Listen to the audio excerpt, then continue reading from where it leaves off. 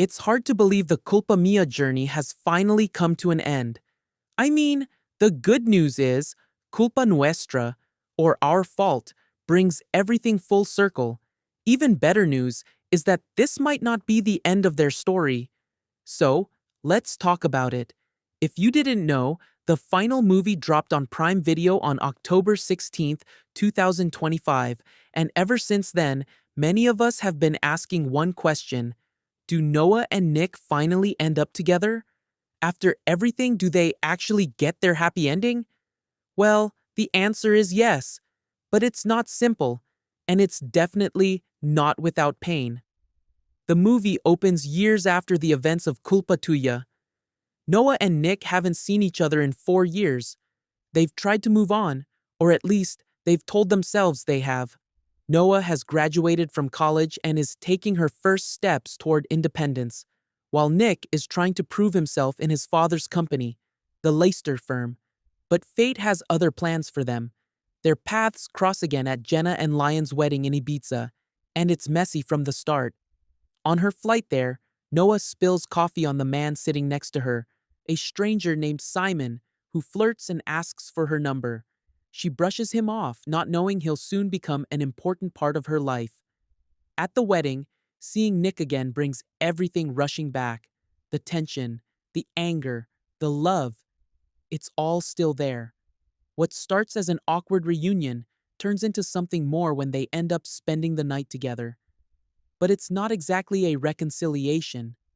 Nick leaves soon after, weighed down by memories and regrets that he can't shake off. When they return home, they go their separate ways again. Noah starts working small jobs to build her own path, while Nick dives deeper into his company's chaos. But things take a complicated turn when Noah goes for a job interview and discovers that the company is owned by Simon, the man from the flight. They start dating, and for a while, it seems like Noah might finally have something stable. Meanwhile, Nick's world is crumbling. His father's company faces protests and financial trouble, and in a desperate move to regain control, Nick buys shares in Simon's tech firm, unknowingly becoming Noah's new boss. When he learns about her relationship with Simon, jealousy and old emotions collide. He introduces a strict new rule at work. Employees can't date each other. It's petty, it's personal, and it's his way of dealing with feelings he doesn't know how to handle. But behind his business facade, Nick is still haunted by his family's pain. His mother is diagnosed with leukemia, and after her death, his younger sister Maggie ends up in his father Will's custody. Noah, who's always shared a close bond with Maggie, helps her navigate her grief, and in doing so, she reconnects with Nick in an unexpected way. As they find themselves drawn back together, tragedy strikes again. Noah discovers she's pregnant, likely from the night she and Nick spent together at Jenna's wedding, but she decides not to tell him. Michael, Nick's former friend, finds out through his job at the hospital and plots revenge. When Nick learns about the pregnancy later, he's ready to accept Noah and the baby no matter what, but she refuses, afraid of repeating old mistakes. Their confrontation ends in disaster when a protester, the same man who once attacked Nick's father, shoots Nick, leaving him in a coma. Time passes and Noah gives birth to a baby boy. When Nick wakes up, he learns that the child is indeed his, a moment that finally brings a sense of peace between them. But that peace doesn't last long. Michael teams up with Briar, Nick's ex, who's still bitter over losing her baby because of him. In a chilling scene, Briar storms into Noah and Nick's home, takes their baby, and says she deserves it because of what she lost. It's a heartbreaking and terrifying moment, but with the help of their loyal dog, Noah and Nick manage to stop their enemies and take their baby back. In the end, the chaos settles. Noah and Nick finally get married, ready to start a new life together with their child, which was admittedly a moment of calm after so much pain.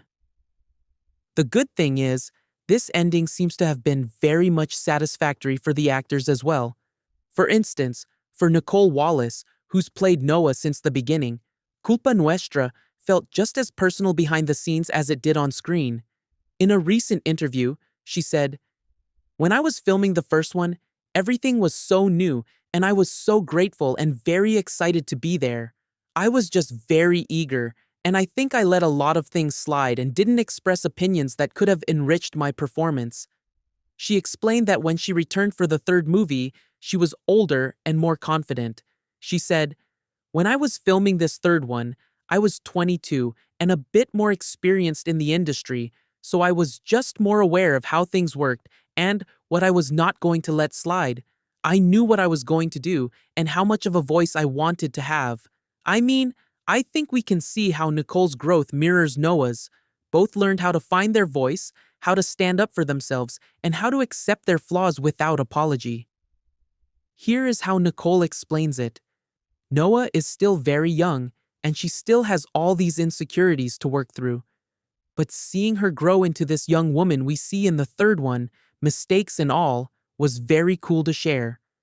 Through Noah, Nicole found her own voice too.